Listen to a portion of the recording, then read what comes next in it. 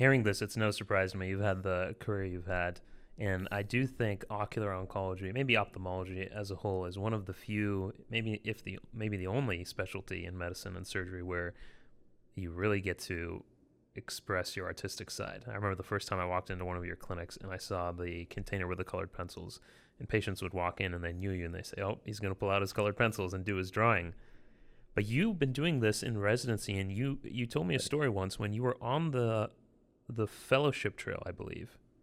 You carried your fundus drawings with you. Is that correct? Right. And I thought I was even going to bring some in here with me today. Back then, because I was making them, and I felt that they were part of my record more than the patient's record. Mm-hmm. I probably incorrectly so, but I kept all the fundus drawings I made during residency. You still have them? And I still have them. Wow. At any rate, I did take a number of them along with me, especially the ones that were retinal detachment related, and because I was then at that time applying for retina fellowships. Interestingly, it's very different then versus now. I decided at that point in time I was only applying to 3 places, which I thought were the best 3 places in the country. They were the Boston Retina Associates with Charles Scapins and group. There was the Wills Eye Hospital Retina Service, and it was the Bascom Palmer Retina Service. And so my first interview, I went up to Boston. I got to sit there during my interview time with Dr. Scapins at one end of a long table, and the other 15 members or so of the retina group around the table, and you're there for about 15 minutes, and they all ask you questions, and that's fine. I recall it was in the evening before they interviewed us that day, and as I was done, I said, thank you, but now how do I get out of here? And they say, you just go down this hallway and right out that door. And I went down that hallway the way they said, and there's a door. It says alarm will sound if you go out this door. I said, well, they must have turned off the alarm or whatever, so I go out the door, the alarm sounds.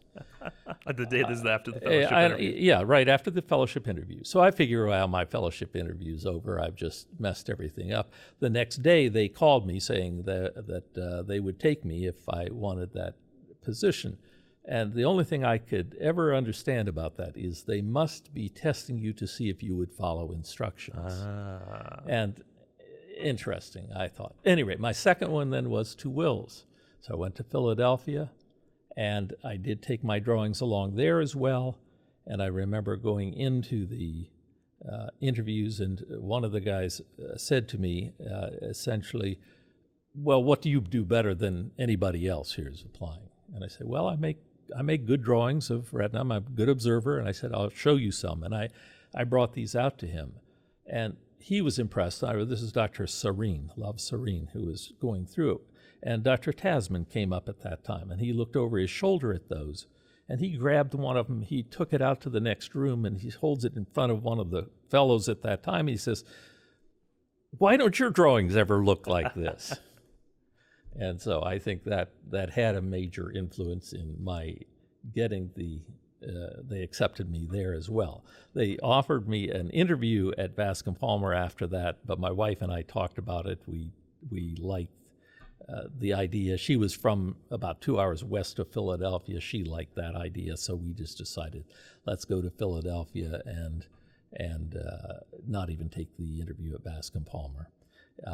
Interestingly, I had said earlier on that if I didn't get accepted by any one of those 3 places, I would just go into general ophthalmology practice. Wow. But all 3 gave you interview offers, and you went on 2 out of the 3.